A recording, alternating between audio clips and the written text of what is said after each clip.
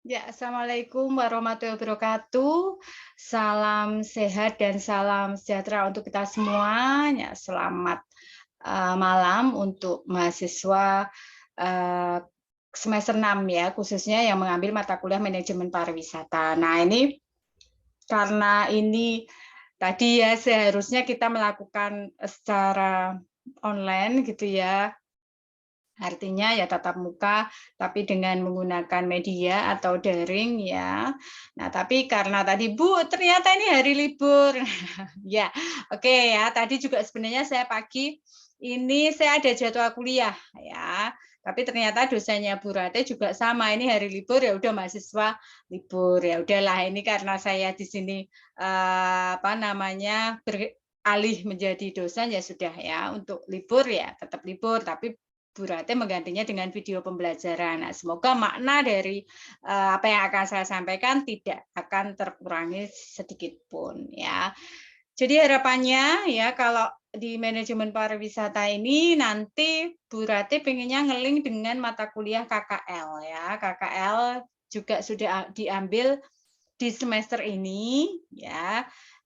Seperti di tahun-tahun sebelumnya memang nilai KKL itu nanti juga hubungan dengan manajemen pariwisata ya. Kebetulan tahun yang lalu berarti juga ngampu manajemen pariwisata. Jadi kalau sudah membuat laporan KKL kemudian dipresentasikan, nah itu juga menjadi nilai juga manajemen pariwisata ya. Jadi satu pekerjaan dua mata kuliah ini bisa terselesaikan. Harapannya seperti itu karena KKL sendiri ini juga muatannya juga di pariwisata ya. Kalau kita lihat seperti panjenengan mungkin di zaman-zaman dulu ya SMA itu ada namanya studi tour atau apa ya namanya piknik ya berarti wisata gitu ya. Walaupun kita nanti berkunjung ke tempat-tempat yang menjadi ciri khas prodi manajemen yaitu di industri kreatif ya. Itu untuk teknisnya di KKL ya kebetulan kemarin sudah dijelaskan oleh program studi ya bahwa ada sesuai dengan Google Form yang sudah dibagi ada 3 opsi ya kemarin disampaikan seperti itu. 3 opsi yang pertama ada yang milih KKL ke Bali, yang kedua ada milih yang KKL ke Jogja ya, yang ketiga ada yang milih KKL mandiri. Artinya di sini mahasiswa ini nanti akan memilih tempat yang menjadi objek KKL-nya sehingga nanti mereka mengekspor kemudian memberikan laporan. Ya, ini juga disampaikan bahwa ini nanti sesuai dengan apa yang diinginkan mahasiswa. Kalau ke Bali ya berarti nanti apa namanya mereka harus membutuhkan waktu yang lebih lama KKL-nya ya, misalkan 5 hari di Bali, kemudian juga biayanya yang tinggi. Kalau KKL di Jogja ini mungkin biayanya yang agak rendah, tapi mereka tetap kunjungan ya. Mungkin kebanyakan kemarin juga saya tanyakan bagaimana kalau KKL mandiri gitu ya. Ternyata yang banyak milih adalah kelas sore dan weekend ya, kelas karyawan di sore dan weekend karena ini utamanya adalah mereka terbatas pada waktu untuk bekerja dan juga untuk kuliah dan juga melakukan kegiatan ya misalkan KKL seperti itu ya. Nah, ini yang menjadi prioritas ya, prioritas urutan-urutan yang akhirnya ini nanti semuanya bisa di-cover oleh fakultas ya. Jadi Ibu Rati sebagai koordinator KKL mandiri berarti saya siap karena yang tahun lalu semuanya mandiri. Artinya semua mahasiswa melakukan KKL mandiri dan alhamdulillah dilakukan dengan baik gitu ya, tidak ada keluhan sama sekali. Nah, tapi sekarang karena sudah diberikan opsi ya mereka akhirnya memilih sendiri-sendiri. Nah, difasilitasi oleh fakultas. Kalau yang milik KKL Bali nanti ada apa namanya koordinasi sendiri. Nanti yang Jogja juga sama. Nanti kalau KKL untuk mandiri dengan Bu Ratih, ya biayanya kelihatannya apa namanya sangat sangat minim ya. Ini nanti berarti itu bisa menjadi apa namanya bisa menjadi opsi pilihan mahasiswa. Ya, yang ke Bali ya ke Bali, yang ke Jogja Jogja. Jadi nggak ada masalah. Tiganya KKL bisa dilaksanakan di fakultas ya. Harapannya bisa berjalan dengan lancar. Oke, kemudian selanjutnya ya ini kita masuk ke materi manajemen pariwisata, nggih. Nah, manajemen pariwisata tersendiri itu kenapa sih? Ya, kenapa sih ini masuk di dalam kurikulum kita, ya. Oke ya.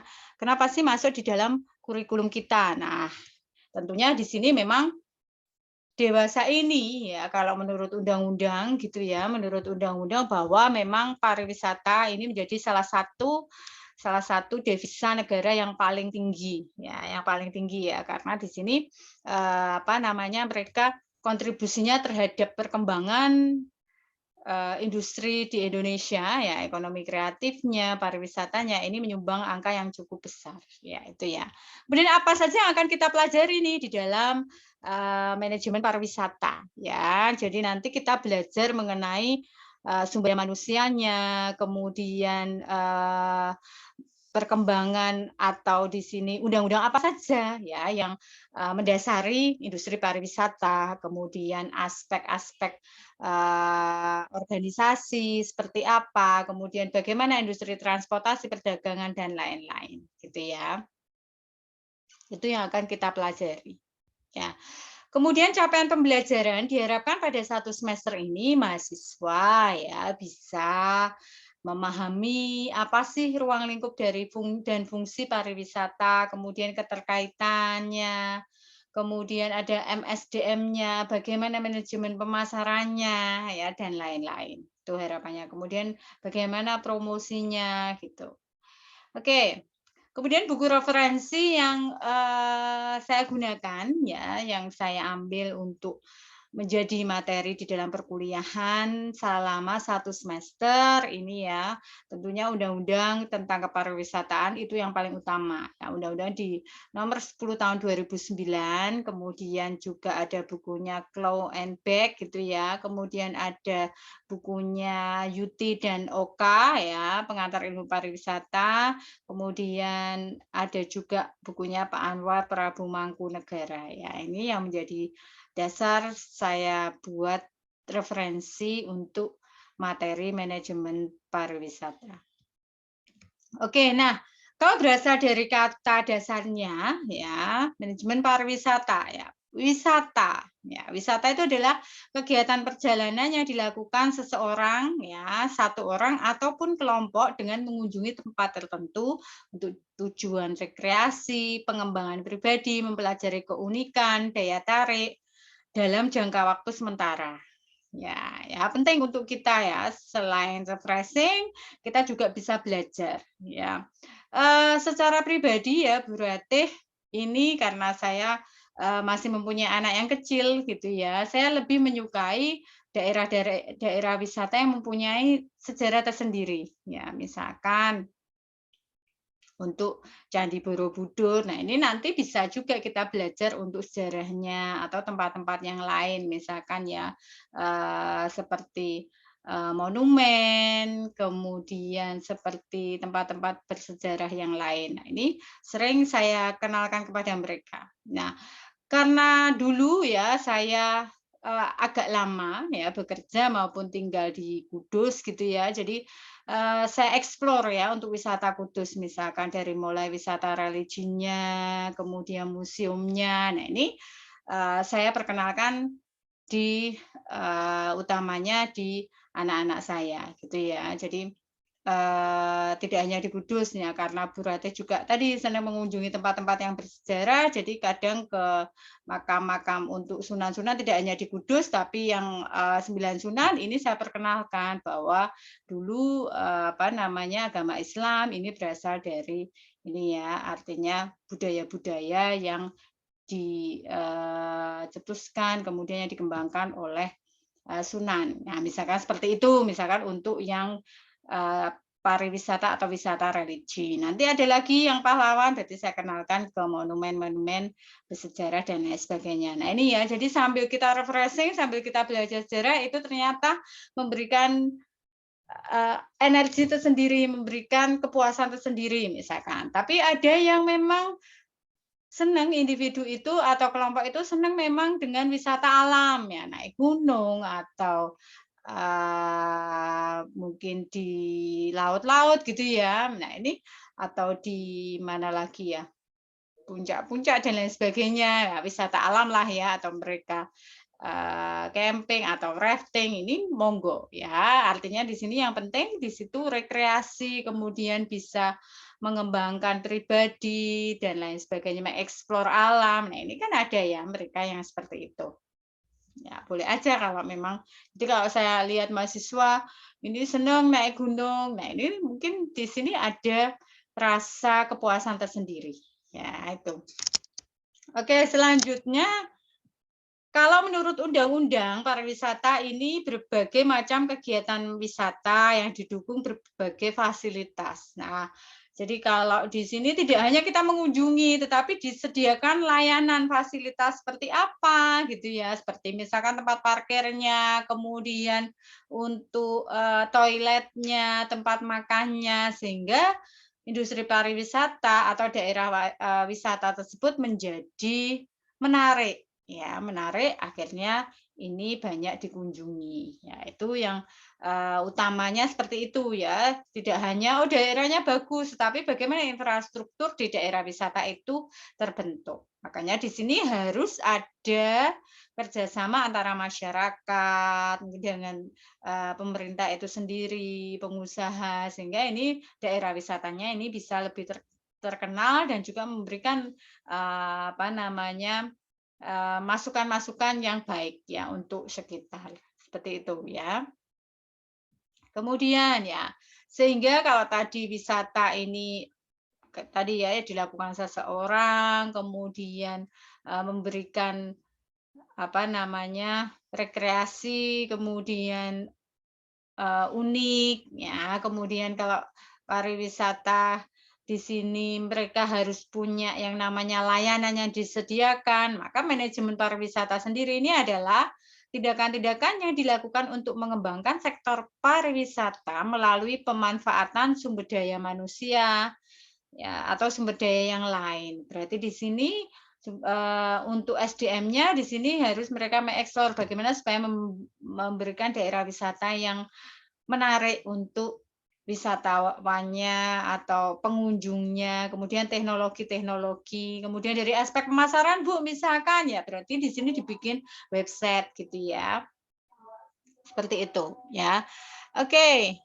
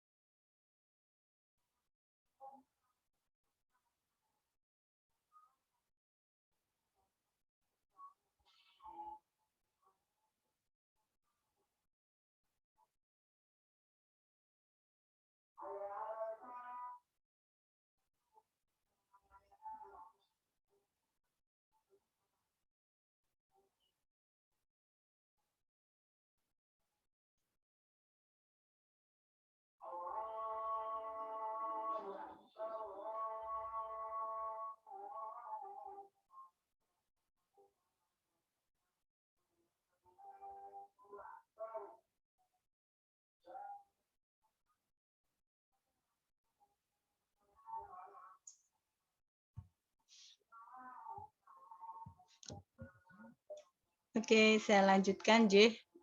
Nah, oke. Tadi ya berarti di sini ya tadi SDM-nya,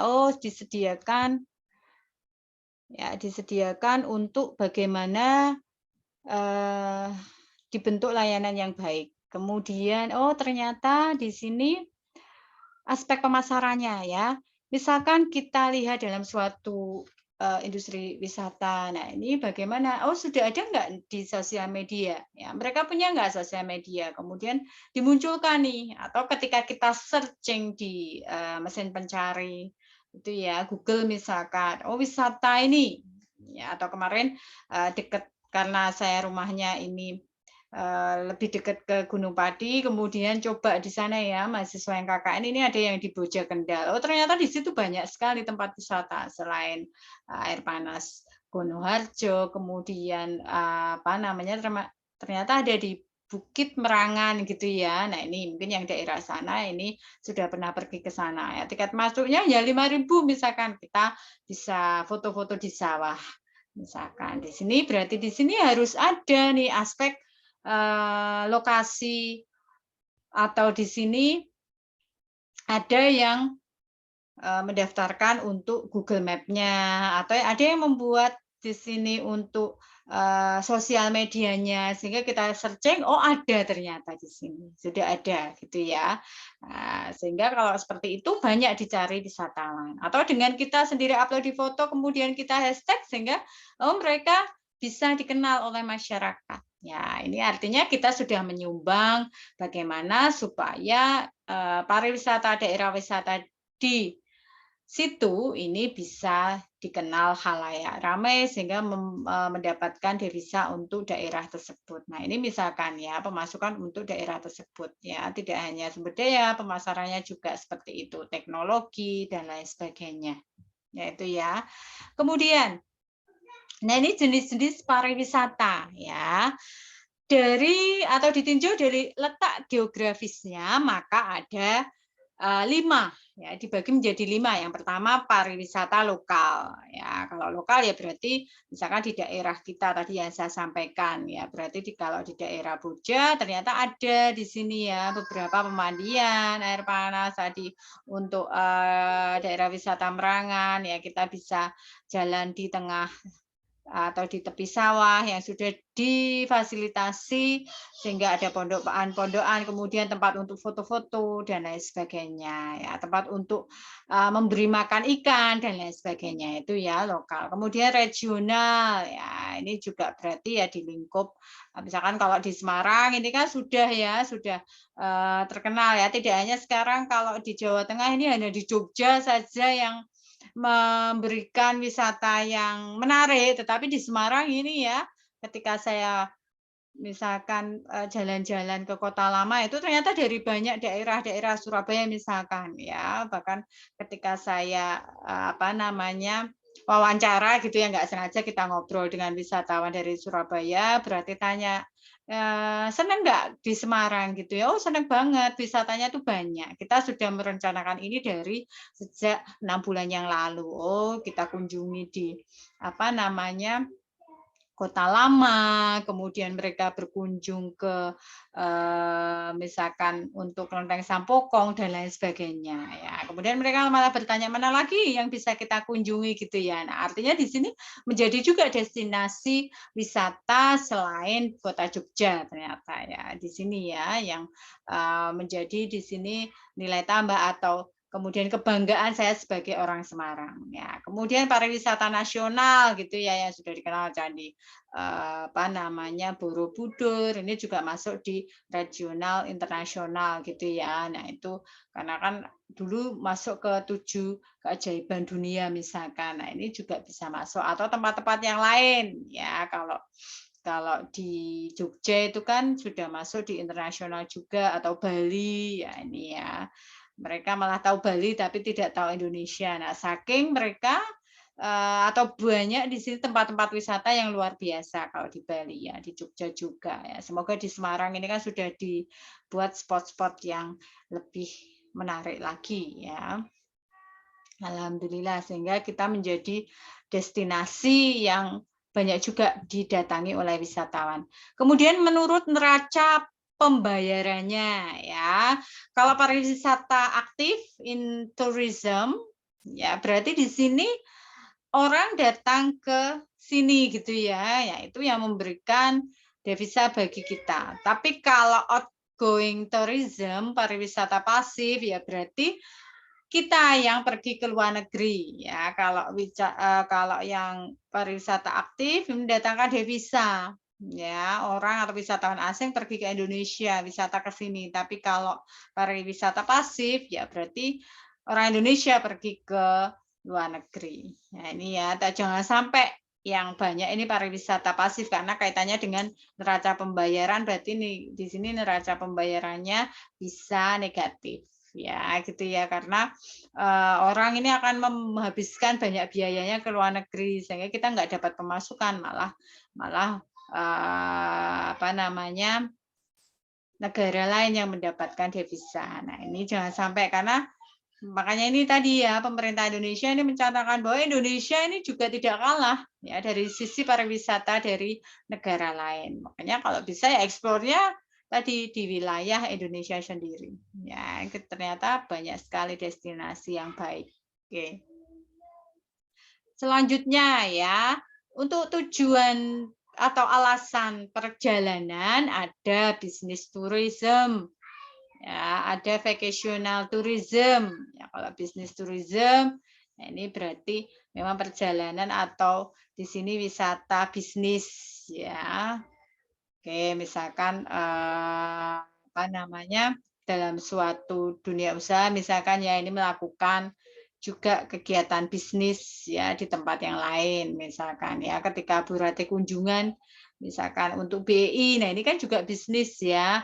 Nah, ini saya kunjungan ke BI yang ada di Surabaya atau Jakarta. Nah, ini kegiatan bisnis juga. Kemudian vacational tourism ya, kalau ini benar-benar vakasi atau vacation gitu ya. Ya, ini wisata yang benar-benar untuk kegiatan apa namanya, menghilangkan penat, menghilangkan stres gitu ya, vacational beneran. Kemudian educational tourism, seperti dulu ada studi tour, ini nanti ada KKL, itu masuk di educational tourism. Berarti ada laporan yang harus dibuat. Kemudian familiarization atau scientific tourism. Jadi kegiatan wisata ini dilakukan untuk mencari atau menemukan penelitian yang baru. Misalkan contohnya apa, Bu? Nah, misalkan nanti jenengan riset ya, kalau sudah masuk di semester 7 ini kan sudah mulai melakukan skripsi ya, melakukan atau di sini meneliti ya. Ini berarti kita perjalanan misalkan meneliti tentang bagaimana kalau yang marketing ya, bagaimana di sini pengaruh wisatawan terhadap daerah pariwisata X misalkan dari sisi marketingnya ya, promosinya dan lain sebagainya. Boleh Bu, boleh. Ya, misalkan tadi ya di Bocah, di Bukit Merangan. Nah, ini saya mau lihat sisi pemasarannya. Dilihat dari pengunjungnya. Ya, bagaimana promosinya. Nah, ini bisa menjadi masukan untuk daerah wisata tersebut. Nah, berarti kita berwisata sambil kita melakukan penelitian gitu ya. Atau misalkan di UKM, ya kan berarti ngambil untuk penelitian di UKM ya, bagaimana ini dampak pandemi, misalkan dampak pandemi ke UKM ini berdampak seperti apa. Nah, ini bisa saya lakukan penelitian di situ. Ya, sambil saya jalan-jalan ya, seneng ya kalau misalkan di daerah Semarang aja ya, yang di daerah Tawang Mas sana banyak di sini untuk industri bandeng presto ya, berarti seneng ya perusahaan ke sana nyoba-nyoba bandeng gitu ya, nggak nyoba gratis ya, tapi saya beli juga satu. Oh ternyata enak di sana ya, kalau di sana harganya murah-murah semua ya. Ya, karena mereka segmennya adalah pasar ya. Ada yang segmennya lebih tinggi lagi harganya, memang lebih mahal, tetapi kemasannya ini sudah bagus itu ya. Kemudian juga mereka diambil di daerah lain itu juga ada seperti itu. Nah, artinya di sini masuk sebagai scientific tourism. Ya, sambil kita wisata, sambil juga kita melakukan penelitian. Kalau menurut objeknya, Bu, ya, oh ternyata di sini ada wisata budaya ya. Misalkan kita pergi ke Jogja, Solo, oh lihat sekaten atau lihat apa namanya upacara-upacara yang lain atau di Bali misalkan ngaben gitu ya. Nah, itu sering ya biasanya ya berarti di sini masuk ke cultural tourism ya. Kemudian recuperational tourism. Wisata menyembuhkan sakit. Ada ya, mungkin ada ya kita pergi kemudian sambil contohnya misalkan tadi ya sama seperti wisata religi itu ya biasanya ya saya senang kalau wisata religi kemudian mengambil air ya di sini bisa untuk bikin awet muda gitu ya atau menyembuhkan penyakit. Nah, ini bisa juga. Atau pernah saya ya pergi ke daerah Purwokerto ya di sana ada air pancuran 7 ya, air belerang itu ya karena dulu saya punya eksim ya waktu kecil itu ya kalau misalkan makan yang apa namanya seperti ikan-ikan daging ayam dan lain sebagainya ini biasanya timbul-timbul seperti apa bercak-bercak gitu ya atau eksim kemudian katanya mandi di sana ya di sana ini bisa menyembuhkan. Nah, itu ya sampai kuning semua. Nah, ini berarti masuk ke recuperational tourism, ya menyembuhkan sakit atau mungkin tempat-tempat panjenengan ada. Nah, ini berarti masuk ke sini. Kemudian commercial tourism, perdagangan nasional ya komersial gitu ya. Ya, misalkan perjalanan apa, Bu? Ya, ya ketika kita pergi ke Bali misalkan ya, di sini ada apa namanya flyer atau di sini, oh ternyata ada promosinya, komersial gitu ya. Nah ini berarti kita melakukan commercial tourism. Kemudian wisata sport tourism, ya misalkan renang dan sebagainya. Kan senang ya anak kecil, mereka sudah menganggap itu rekreasi ya. Renang di kolam renang walaupun dekat rumah ya. Atau kemudian political tourism, peringatan kemerdekaan, kita pergi ke monumen dan lain sebagainya itu juga ya. Atau social tourism, studi tour, kemudian juga ini religion tourism, hampir sama tadi ya, kalau recuperational tourism juga ada yang bisa masuk di religion tourism atau wisata religi. Kemudian saat berkunjung ya, seasonal tourism. Ya, di sini wisata musiman. Ya, wisata musiman contohnya apa, Bu? Ya, contohnya misalkan kalau di apa dulu kalau di Kudus itu ada ya yang namanya dandangan itu hanya terjadi 1 tahun sekali. Banyak juga tidak hanya orang-orang yang dekat di sana enggak ya, bahkan dari luar kota yang ingin lihat dandangan itu seperti apa atau buka luwur di apa namanya di makam Sunan gitu kan. Nah, ini berarti seasonal hanya dilakukan pada saat musiman gitu ya. Kemudian occasional tourism ya. Ini juga sama ya. Pada saat-saat tertentu ya beberapa kali ada ya ini saat berkunjung. Ya. Oke. Kemudian oke. Nah, berarti tadi bisa kita berwisata dasarnya dari musiman atau pada saat tertentu gitu ya. Kemudian atau wisata religi atau wisata politik dan sosial. Ya. Ya, kemudian di sini juga ada ya wisata ini ada wisata air, kemudian wisata laut, wisata darat, ya kolaborasi gitu ya. Nah ini kan ada ya itu juga apa namanya yang masuk di dalam industri pariwisata. Nah itu yang bisa saya jelaskan ya untuk apa namanya video pembelajaran ini ya. Berarti nanti untuk 2 minggu lagi kita akan lanjutkan ya di Undang-Undang Pariwisata ya. Kemudian untuk ini nanti ada Google Form-nya dan juga ada beberapa pertanyaan yang harus diisi oleh panjenengan ya untuk mengganti tadi apa namanya absensi sehingga ada juga pertanyaan di situ. Ya, pengganti kita melakukan daring secara langsung karena video pembelajaran ada beberapa pertanyaan. Oke, saya kira itu dari Bu Rate. Matur nuwun, billahi taufik wal hidayah. Wassalamualaikum warahmatullahi wabarakatuh. Semoga tetap sehat ya dan semangat. Matur nuwun.